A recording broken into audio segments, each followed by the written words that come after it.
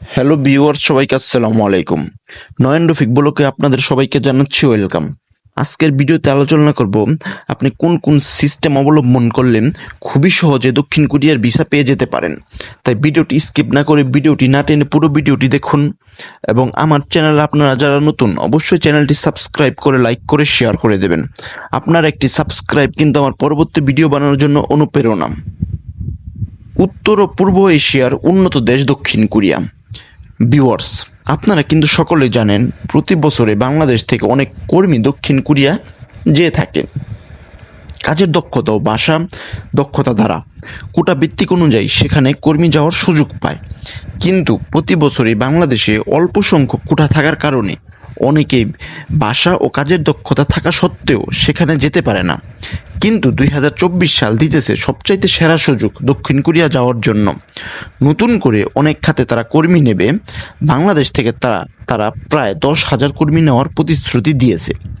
প্রথমবারের মতো দেশটির মৎস্য শিল্প ও জাহাজ নির্মাণ কাজে সুযোগ পাবে বাংলাদেশিরা। এখন আসা যাক কোন প্রক্রিয়ার মাধ্যমে আপনি বৈধভাবে দক্ষিণ কোরিয়া যেতে পারবেন।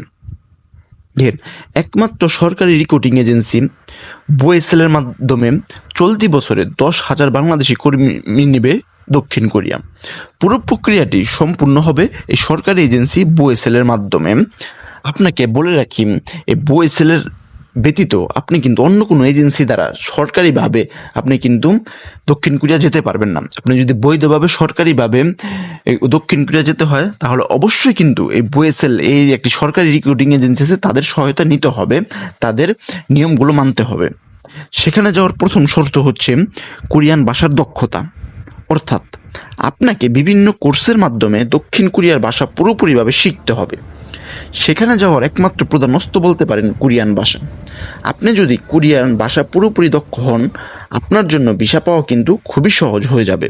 তারপর আপনি যে কাজে যেতে চান সে কাজের উপর একটা ট্রেনিং করবেন, অর্থাৎ ভাষা এবং কাজ দুটো আপনার শেখা হয়ে গেলে আপনি সরকারি রিক্রুটিং এজেন্সি বোয়েসেলে অ্যাপ্লাই করবেন।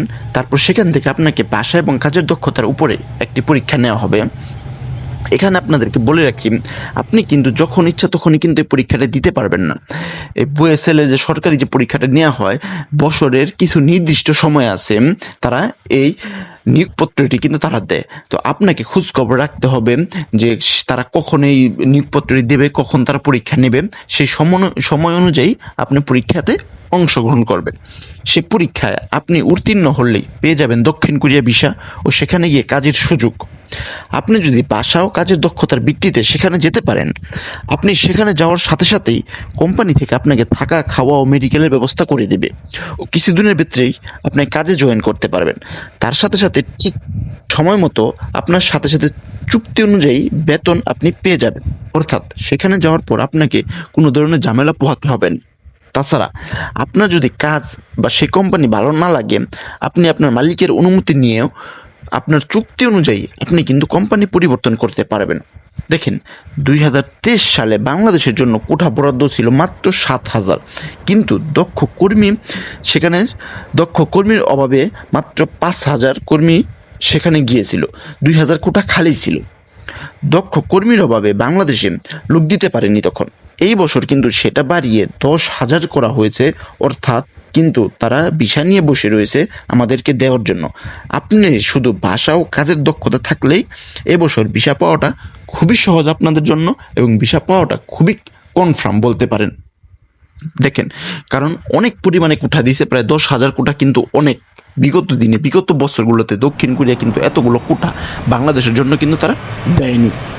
এখন আসা যাক যে ওইখানে যাওয়ার পরে আপনি কী ধরনের স্যালারি, কী ধরনের বেতন পেতে পারেন। দেখেন, বর্তমানে চুক্তি অনুযায়ী তারা কিন্তু বাংলাদেশি টাকায় প্রায় 1,80,000 থেকে 2 লক্ষ টাকা বেতন আপনি পাবেন। আপনার ডিউটি হবে 8 থেকে 10 ঘন্টা, আপনার কাজের সময় হবে। এরপরে নিয়ম অনুযায়ী অনেক কোম্পানিতে ওভারটাইম থাকতেও পারে, নাও থাকতে পারে, তবে আপনার বেসিক বেতন 1,80,000 থেকে 2 লাখ আপনি ধরে নিতে পারেন। তারপর আপনি যদি এই চুক্তি অনুযায়ী দক্ষিণ কোরিয়াতে যান তাহলে আপনি কিন্তু ছুটিতে দেশেও আসতে পারবেন, আইসা আবার সেখানেও যাইতেও পারবেন, কারণ আপনি বৈধভাবে সেখানে গিয়েছেন।